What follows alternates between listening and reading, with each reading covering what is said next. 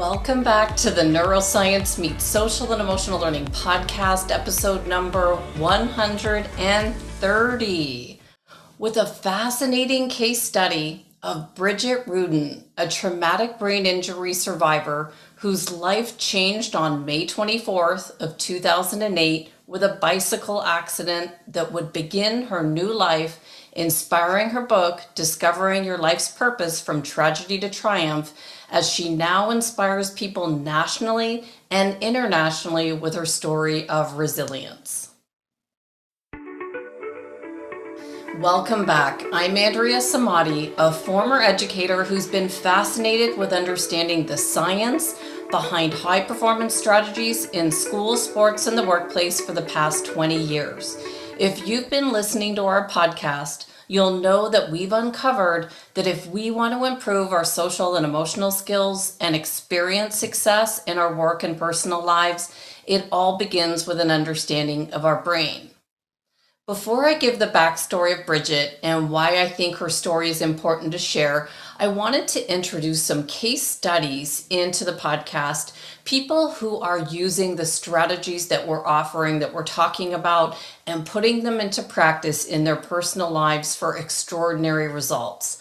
I want to read you a testimonial from the doctor who saw Bridgid's first CT scan after her bike accident in 2008. He wrote, "Bridgid, you're a miracle. I remember as your physician telling you these words as I reviewed your brain CT scan from your initial head injury. I believe you're unique in your positive approach to your recovery, your dedication to sharing your experience, and your commitment to helping and motivating others to overcome their own life obstacles and adversity. I deeply and sincerely admire your efforts and your positive attitude in dealing with a truly difficult and challenging personal experience so that others can benefit from your experience, wisdom, and wit." In this episode, you'll learn how a traumatic brain injury can happen, the statistics in Bridgid Ruden's story, who was Bridgid Ruden before the accident, and how she used pure determination to rebuild her brain and life, what her CT brain scan showed after the injury that led to 4 surgeries, and how Bridgid rebuilt her brain and life using exercise, nutrition, art, music therapy, and laughter. A lot of the things we've been talking about on this podcast, Bridgid Ruden put into practice.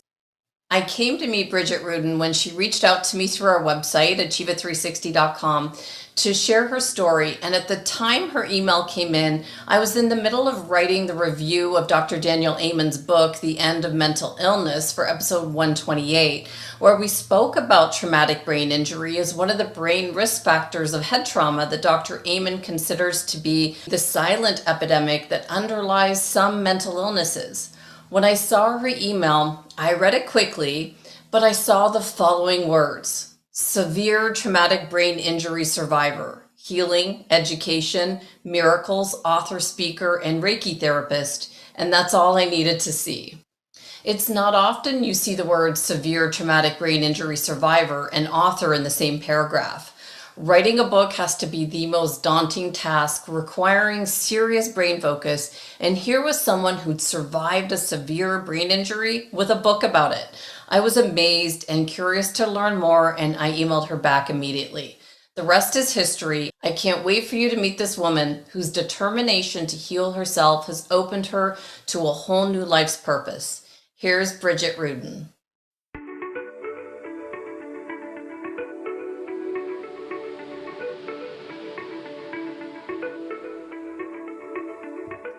Welcome, Bridgid. Thank you so much for reaching out to me with your story. It was timely, and I'm so glad to have this opportunity to speak with you directly.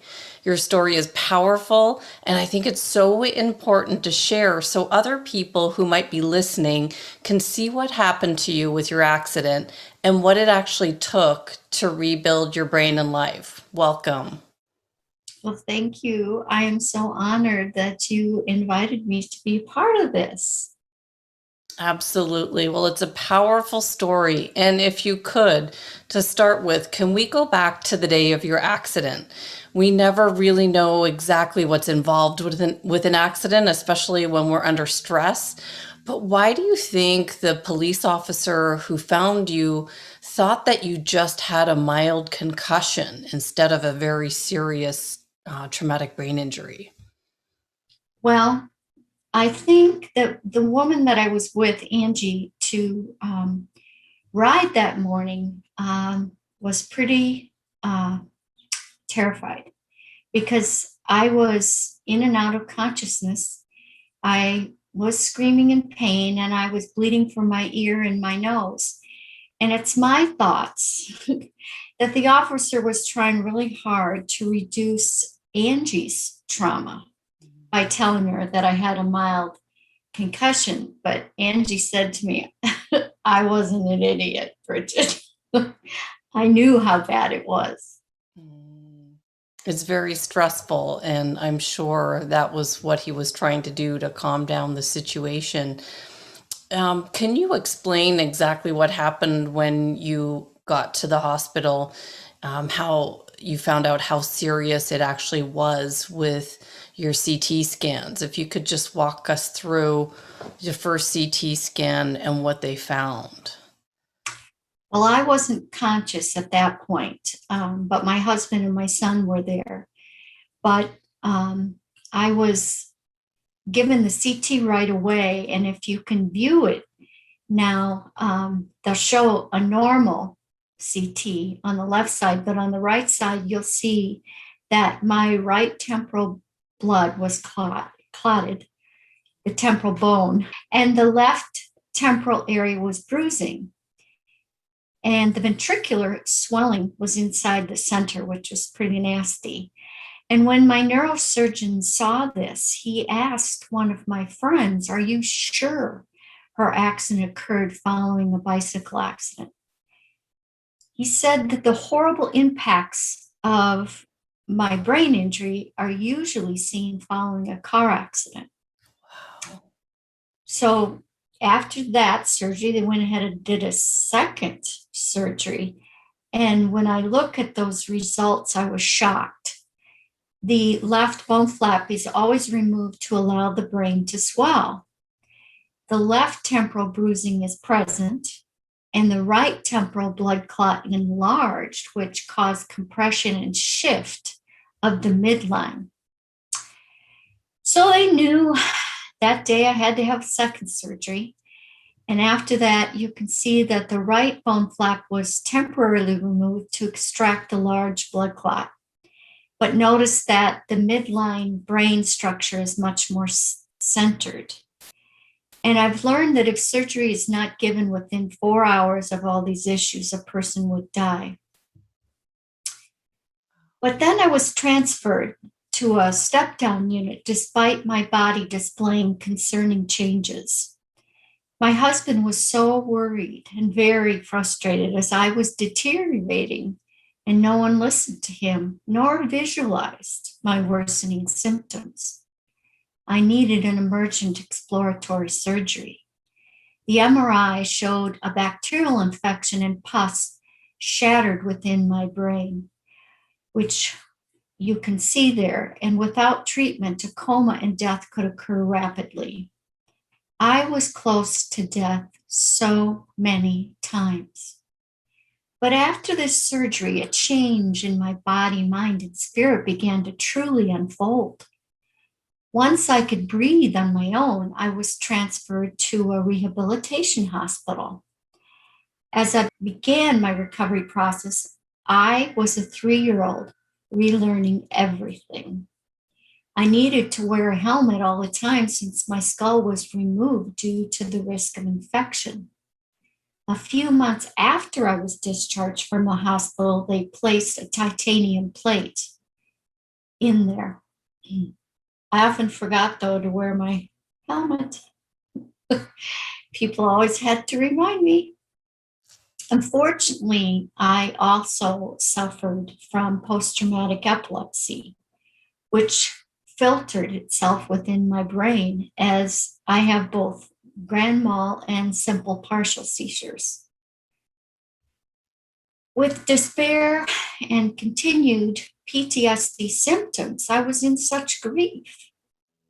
What on earth is my purpose for being alive?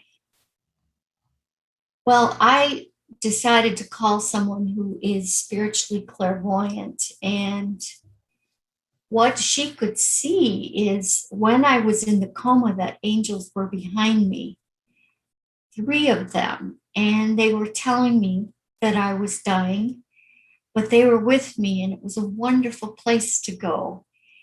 And I said to him, now, can we talk about this? Which is so like me.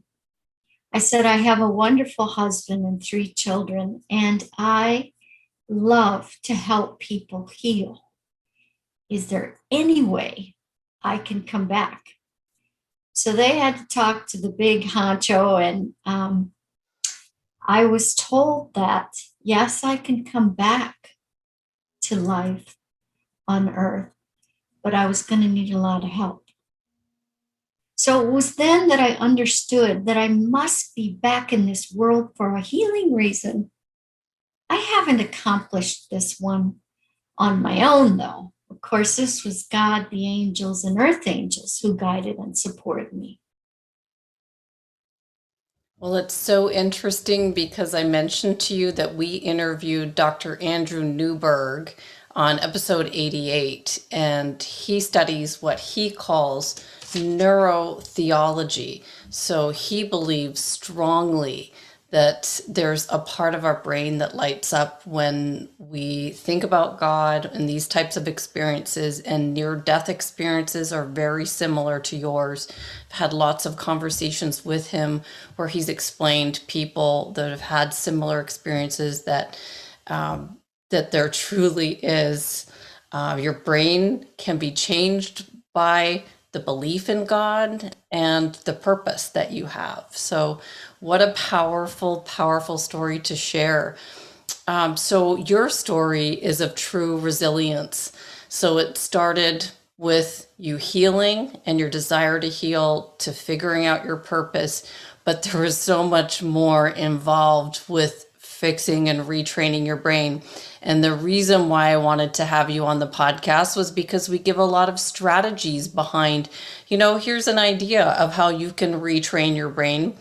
And then to have someone like you who's actually done it with all the examples that we've been talking about on the podcast.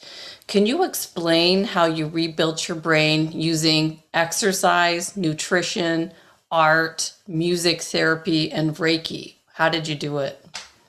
Absolutely. I'm just going to share these briefly, but I encourage everybody to view my website for further information.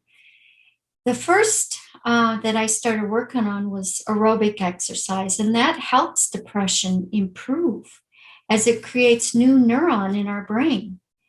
It enhances our blood flow and memory. It stimulates chemical changes in the brain that enhance learning, our mood, and thinking. Then I did strength training, which was kind of interesting because when I was still in rehabilitation, I asked if I could start lifting weights, and the guy that's an occupational therapist looked at me like I was completely loony, but I wasn't going to quit. But strength training enhances bone density and can reduce the risk of a fracture. And I do have poor balance, and I have to be so careful. I often need people reminding me, Bridgid, look down on the ground, hold on to this. But strength training helps joints stay flexible and can reduce the symptoms of arthritis. And I also have essential tremors and a high risk for Parkinson's. So what I've tried is boxing, and that is so helpful, which amazes me. Another thing that amazes me. As far as meditation goes, it's an effective tool to people who have cognitive and behavioral issues after traumatic brain injury. And it's really simple. A lot of people make meditation sound so, you have to do it for so long and da da da da. But really, it's just about deep breathing, which I find fascinating when I do, especially before sleep. If I do that 3 times, the relaxation that comes to me is incredible. As far as nutrition, your diet has a huge impact on your brain health. Inflammatory diet patterns that are high in sugar, refined carbs, unhealthy fats, and processed foods can contribute to impair memory and learning. Healthy nutrition improves cognition and recovery of our neurons after brain injury, such as Alzheimer's, which I am also at high risk for. Art stimulates the brain to heal from mental, emotional, and physiological impacts. It helps us progress through anger, resentment, trauma, depression, pain, and stress. I have several examples to share my website and in my book of what I've seen. Music stimulates our nervous system and helps retrain the injured brain.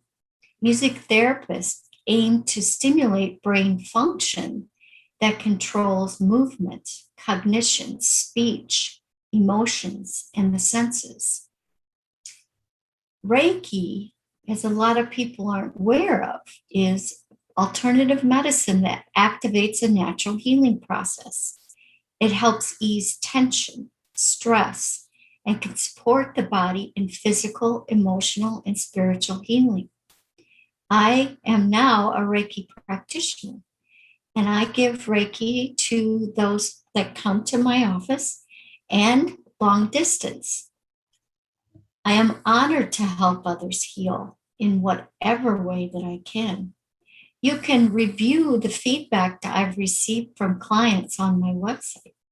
Well, it's powerful reading your book, Bridgid, because I had a chance to see the woman that you were before, that I mentioned it, you were doing all the things that I'm doing today, and then you had your accident and you had to rebuild, and now you're on a mission to do all the things that you know to help other people as well, which is exactly what we're here doing on the podcast. So I'm just honored to have you here to share what you're doing. What helped to motivate you along this journey? Were there times that it was, I'm sure, extremely difficult? What kept you going? Well, it started that I'm the oldest of 8 children, so I've always been a second mom. And apparently in second grade, I told everybody that I wanted to be a nurse. So I became a nurse in 1986. And then in 1995, I became a pediatric nurse practitioner. But due to my disabilities, I lost my career as a nurse practitioner, and so many physicians shared, Bridgid, you're never going to return to that job as a nurse practitioner because of all your cognitive problems. Because I can't even stay awake for 8 hours, is one example, and the loss of my memory with such. But I was so shocked and angry when they did that. Yet it is here that I became fully determined to prove them wrong. Absolutely. I can see how that would motivate you for sure. And I know that documenting your life story in your book was not easy, because I'm in the beginning stages right now of my third book, and it's taking more brain power than I've got most days. So how did you write your book while you were still healing your brain, with the vision to help others? Well, I started by this journey of discovering life that had happened to me was when I reviewed all my hospital records. I was shocked of all that occurred. I literally couldn't believe this was true. Due to my cognitive struggles, my mom would read to me stories of other brain injured survivors, which really provided me such hope. But by the grace of God, the Patient Voice Project at the University of Iowa Hospital, they guided me in writing a chapter in the book Progression. Then, miraculously, an editor helped me begin to understand sentence structure, spelling, memory, etc. Once this chapter was completed, I was encouraged to move on further and write my life story from birth forward. This moment felt like my story is compelling and has the power to influence and motivate others. So that occurred, and my book is entitled Discovering My Life's Purpose from Tragedy to Triumph. It's a beautiful book. I'll put a link in the show notes. And what vision do you have with your story from here? I know we definitely want to help others, just like you were helped by listening to other survivor stories. Where do you want to go from here? Well, I share my life's journey because people have said they are inspired, they're educated, they're surrounded with hope and reassurance and healing. I've realized that my life's purpose for healing has never truly abandoned me, though I thought it did. So feel free to contact me for access to my book and or scheduling me for a presentation and providing you Reiki. Absolutely. So, Bridgid, I want to thank you so much for taking the time to share your story. For those who want to learn more about you, they can go to your website at bridgidruden.com, BRIDGID, Ruden, RUDEN.com, or find your book, Discovering My Life's Purpose, on Amazon. And is there any final thoughts for people listening, Bridgid? I have such hope for everyone from no matter what they're suffering. And I'm here to provide healing in the best way that I can. Namaste. Thank you so much.